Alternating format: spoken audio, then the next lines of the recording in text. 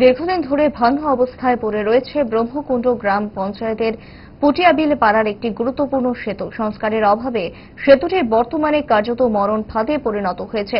জীবনের ঝুঁকি নিয়ে প্রতিদিন হেলে পড়া লোহার চ্যানেলের উপর দিয়ে যাতায়াত করতে বাধ্য হচ্ছেন এলাকার শতাধিক মানুষ।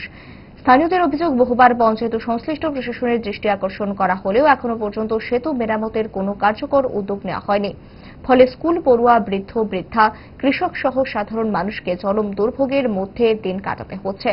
যে কোনো সময় বড় ধরনের দুর্ঘটনা ঘটতে পারে বলে আশঙ্কা প্রকাশ করছেন গ্রামবাসীরা। তাদের অভিযোগ, দীর্ঘদিন ধরে ব্রিজ সংস্কারের আশ্বাস মিললেও বাস্তবে কোনো কাজ শুরু হয়নি। পঞ্চায়েত কর্তৃপক্ষের এই দীর্ঘসূত্রিতা ও তালবাহানায় ক্ষোভ বাড়ছে এলাকায়।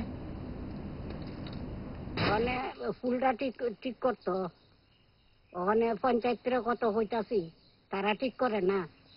এরপরে ইন্দা আমরা আইতাম যাইতাম পারি না। ওখানে আমরা যদি এখানটা পড়ি তাহলে দাবিটা দিব কাটা। এই জায়গাটার নাম কি? পুটিয়াবিল পঞ্চায়েত বনমন্ডু। আচ্ছা, এখানে কি আগে ব্রিজ বা কোনো কালভার্ট ছিল? আসিল ওই উপরেদা। আচ্ছা, এটা কি হয়েছে?